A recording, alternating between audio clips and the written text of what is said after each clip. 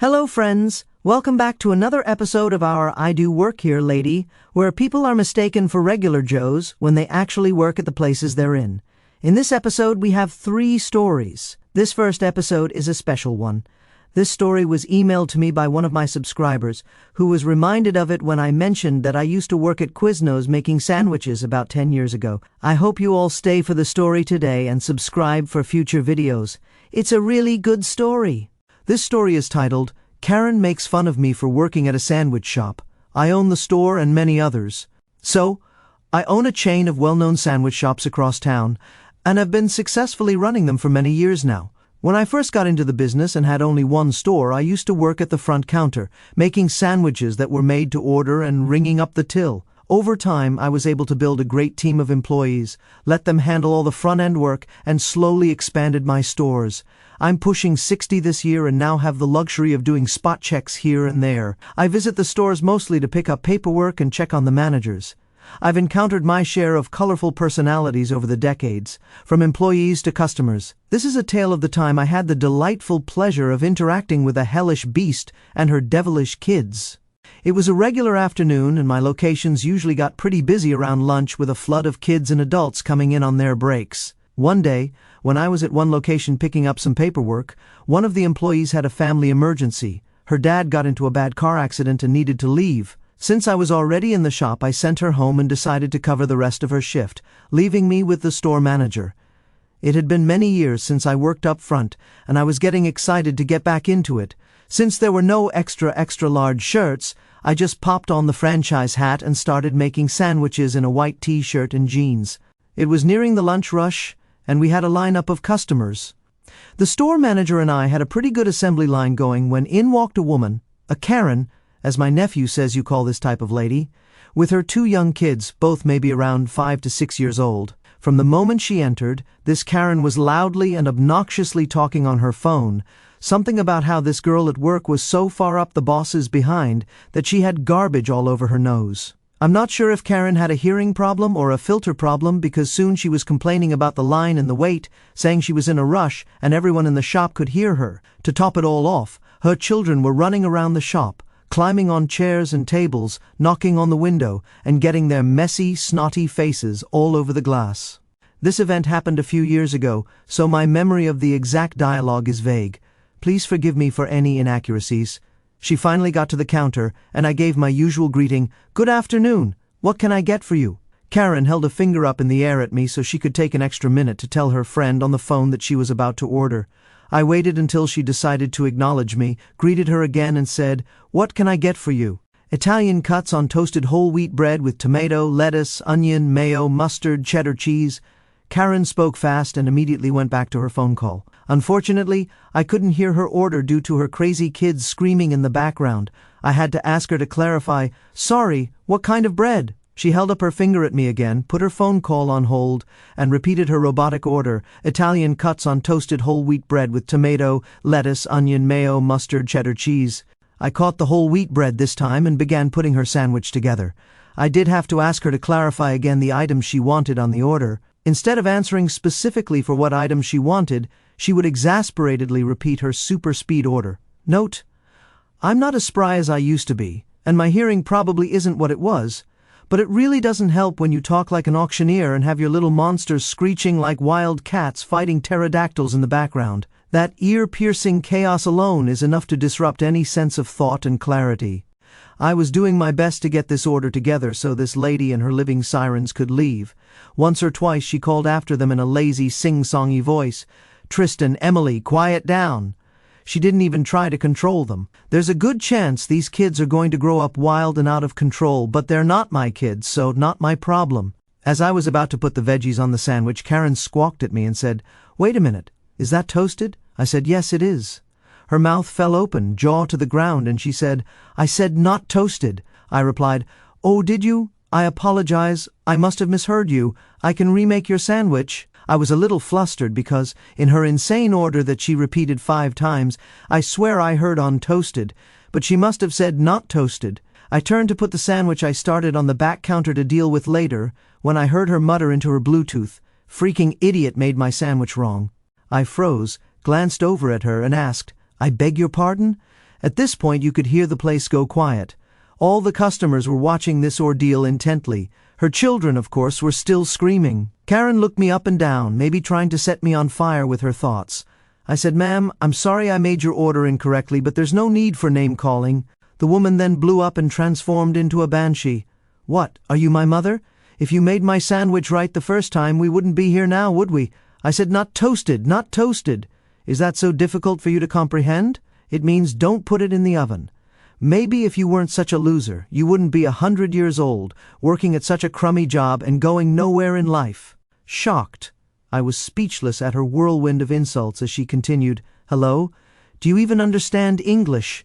Make my sandwich. Don't just stand there. I can't believe how awful you're treating me. I'm never coming to this shop again. You're just an idiot who can't even put together a decent sandwich, and I'm going to make sure you're fired. Who's the manager? I'm going to complain about you." I then smiled, realizing I now had the power to ban her. I put on my best customer service voice and said, "That won't be necessary, ma'am. Actually, I own the store and several others across the city. Please take your screaming children and leave. You are no longer welcome at this location or any of my other 5 locations." I'll never forget the look of disgust on her face as she raised her voice and said, "You, the owner? No way!" Her kids started crying, probably from their mother flipping her lid. Karen turned to my other employee, a young lady in her late 20s, and shrilled, "Are you the manager?" The young lady nodded and said, "Yes, I am." Karen shrieked, "Are you going to let him talk to me like that? You need to reprimand him right now. Who's your boss?" The other employee pointed to me and said meekly, "He is."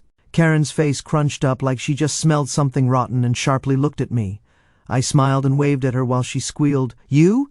There's no way. I want to talk to the owner." My employee responded again, "No, he is the owner." Tearing her hands through the air, her face turning the shade of a tomato, she said, "What kind of place is this? Do only bags of garbage work here, and they can't even get a sandwich right?" Calmly, I asked her again to leave and said, "Ma'am, I'm kindly asking you and your extremely disruptive children to leave this establishment and never return, as you are no longer welcome, nor do we ever wish to serve you with your bad attitude, poor personality, or your horrible hair."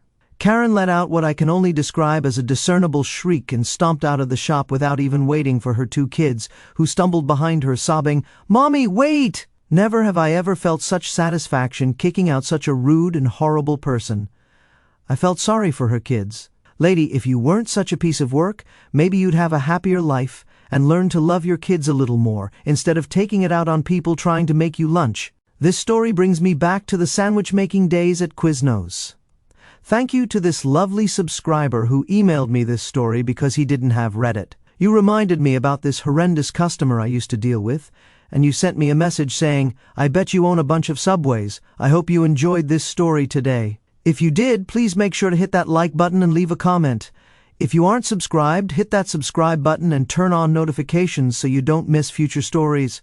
I try my best to upload every single day, even though I'm super busy doing absolutely nothing. If you all have some time, I'm about to throw another story at you. So basically, I had this one encounter with a lady when I used to work at Quiznos. It was like a nightmare job. This one lady ordered a sandwich, and we made it for her. She took it home, and an hour later she called the store saying that we messed up her sandwich. It was burnt, and she wanted us to deliver a new one. I told my aunt to just leave it, saying she was just one customer who was never going to come back, and we weren't missing out on like $10 every month.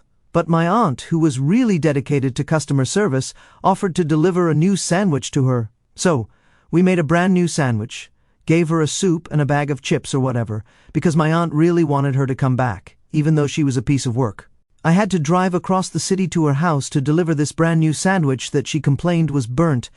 I went up to the door, rang the doorbell, gave her the sandwich, and said, "Do you still have the old one so I can take a look at it?" She said no, I ate it. She ate the freaking sandwich and then had the audacity to call in and say we made it wrong and that she wanted a new one. She basically got a free sandwich because there was no proof. The sandwich could have been perfect. Anyway, that's my story about Quiznos.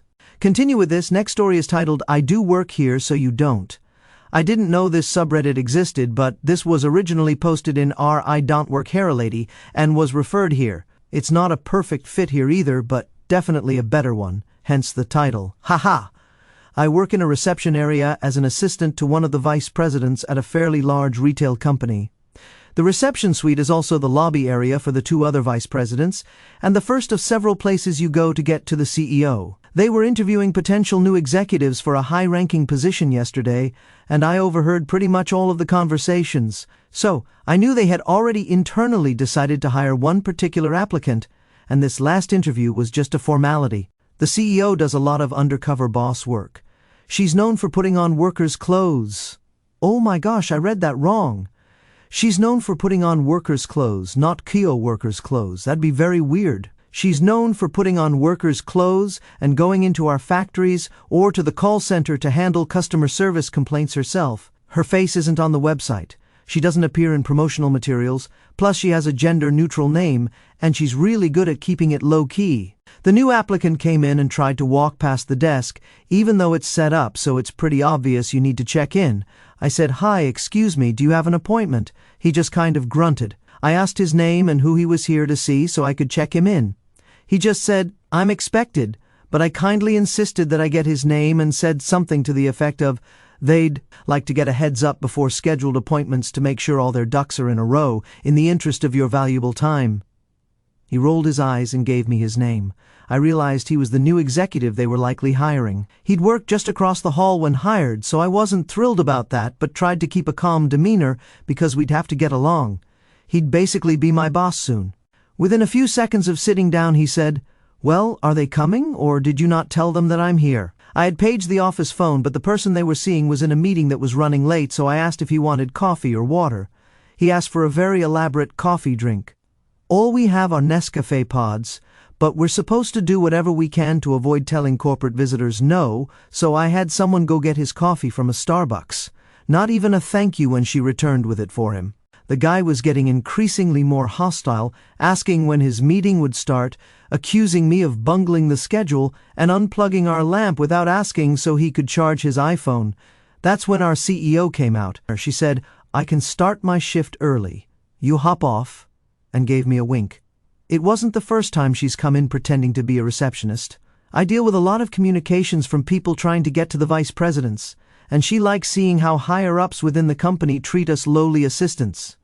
It couldn't have come at a better time. He snapped his fingers at her and shook his empty coffee cup to signal that he wanted a refill. He had his feet on her coffee table. The CEO saw all of it, but I realized she didn't know who the guy was or why he was there. As I started packing up, the guy began to complain to her about this meeting running late and basically said, "I hope you're better at your job than she is." The CEO was immediately turned off by that behavior. She apologized for the wait and asked him if there was anything else she could do to make his experience more pleasant. He said with a straight face, "Well, if you're really committed to excellent service, you could always give me a quick favor." No, he did not just say that. "You don't say that." He then cackled in the most self-satisfied way. Then she got up and introduced herself, and the guy went pale as a ghost. He started trying to say, "You know what, that came out wrong," but she told him nothing he said now could undo what he'd already said, and he'd have to wait for his meeting outside because the employees wouldn't be subjected to that kind of treatment. Dumbstruck, he packed up and headed out. He was just down the corridor when the guy he was meeting with surfaced. I ran to grab him. The CEO couldn't believe such a vulgar guy was meeting with someone so important, and asked who he was. She recognized the name as the one who had been selected as a hire in the emails, and said, "No, oh no. This guy is a lawsuit waiting to happen. Besides, no one stupid enough to abuse the secretary at a job interview is qualified for this work." The one he was meeting with didn't see any of the preceding events, so he was beyond confused. The interview he knew he sunk and just sheepishly left without even saying anything. What a beautiful display. "I love our CEO. Oh my gosh, I can't believe he said that. Give me a quick favor, that'll make this experience a lot better. Come on, man, you don't say that kind of thing to people you don't know while trying to get a job that you want." I'm pretty sure it's for the best that he didn't get this job. Next story, we aren't trying to hack you. We're the guys that build your computers. So, my friend and I work for a tech support company. We are a retailer for one of the most popular point-of-sale software suites in the country. We also dabble in all the hardware and peripherals that go with it. Both my friend and I are systems analysts. He specializes in databases and menus, and I focus on integration, which usually comes down to making sure whatever silly bean counting program the client uses to track their sales internally works with our equally quirky software. Yay! Both of us have plenty of experience in computer science, networking, and cybersecurity. So, it's been a long day, and we both had to stay late due to one issue or another. It's 3 in the morning, and we decide the best course of action is breakfast and dinner. Hold on, you guys had to stay late because of an issue, not a fire or someone being fired. Anyway, we head to a local diner that just so happens to be one of our clients. They don't get their tech support through us, but we sell them hardware.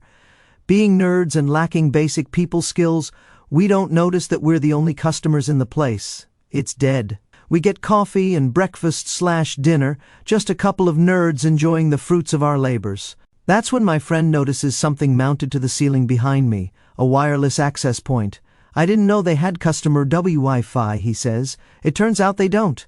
The Wi-Fi is also not password protected. Quickly forgetting ourselves, my friend and I set to work.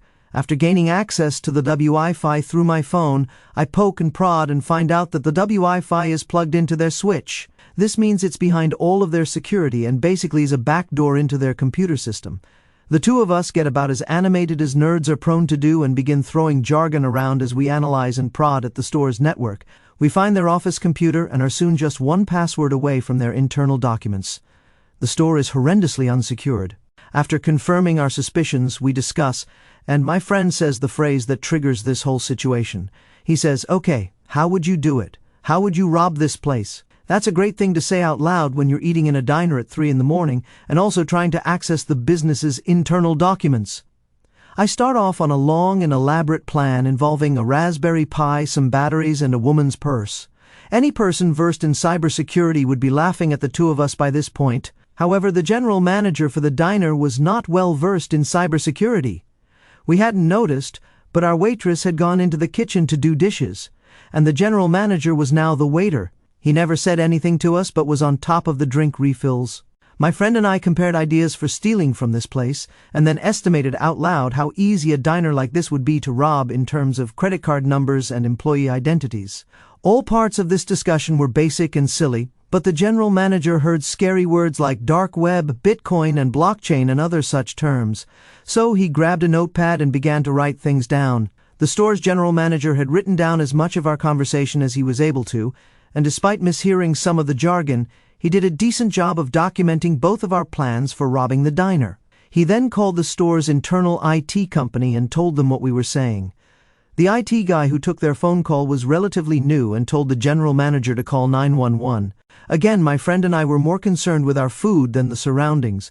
Close to 10 minutes later, 2 cops showed up.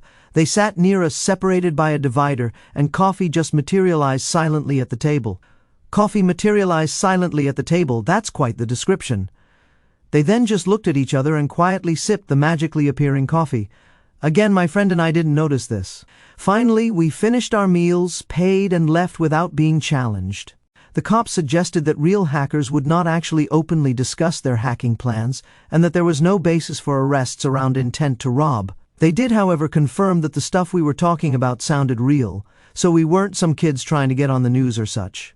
They suggested that we were from some software company or similar entity, no real threat there. They would, however, make a report and do the basics to ensure that we weren't hurting anyone. So during our discussion, we did talk about our own company by name. This was also reported to the diner's corporate IT.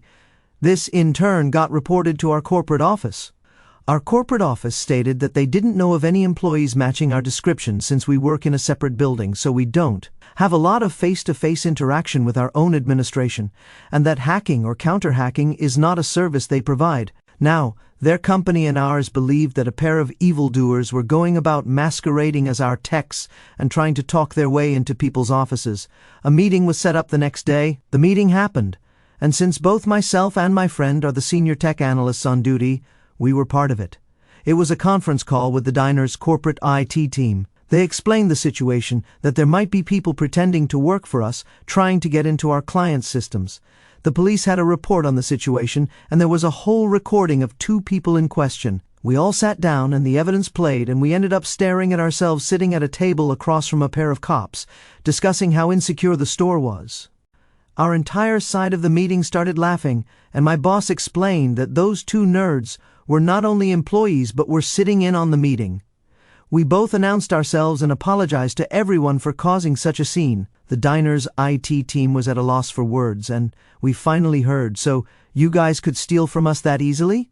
And that, my friends, is how we almost got arrested, but instead landed a nice contract overhauling a restaurant chain's internal security. That's a pretty good story. So, let me get this straight. You guys went to a diner at 3 a.m, talked loudly about trying to rob people, caused a huge stink about everything, and then scored a contract? I feel like this is something you guys could do at a lot of businesses to land some big contracts.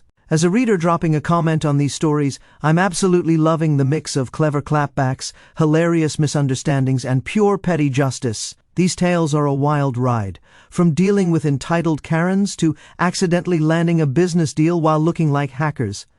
Here's my take on each, written like I'm chiming in on a forum. Karen makes fun of me for working at a sandwich shop. I own the store and many others. Oh, this is peak Karen takedown. The way this Karen and her screaming kids turned a sandwich shop into a circus is infuriating, but OP dropping the "I own this place and 5 others" bomb, absolute gold. Her face turning tomato red and that banshee shriek as she stomped out. Bet she's still fuming. The horrible hair jab was the cherry on top. Savage. Those poor kids, though, stuck with a mom like that. The commenter's Quiznos story about the lady eating a burnt sandwich and demanding a new one is so relatable. Some people will scam for anything. Ever dealt with a Karen who flipped out over a sandwich order? Spill it! I do work here so you don't. This guy's arrogance is unreal. Snapping his fingers at the CEO, demanding a quick favor during a job interview. Dude, you're begging to get blacklisted. The CEO playing receptionist to catch him being a jerk is brilliant. Love how she shut him down and kicked him out. OP's calm handling of his hostility deserves a medal, especially with that fancy coffee run. The lawsuit waiting to happen line from the CEO is spot on. This guy would have been a nightmare coworker. The commenter's undercover boss vibe is perfect. Wish more execs did this to weed out creeps. Anyone else seen a job candidate tank their interview this badly? We aren't trying to hack you. We're the guys that build your computers. This one's a comedy of errors. 2 tech nerds geeking out over a diner's unsecured Wi-Fi at 3 a.m., only to be mistaken for hackers plotting a heist? Hilarious. The general manager scribbling down their dark web talk and calling 911 is peak panic mode. The cops just sipping coffee and doing nothing is the best part. Bet they were like, these guys are too nerdy to be criminals. Landing a security contract out of it is the ultimate plot twist. The commenter's right. Imagine if they pulled this at every diner to score deals. Got any stories of being mistaken for a shady character at work? Anyway, guys, that's the end of today's episode of our IDOWorkHereLady. If you enjoyed this episode, hit that thumbs up button. If you aren't subscribed, hit that subscribe button so you don't miss future stories. I upload pretty often because I have no life. See you guys in the next one.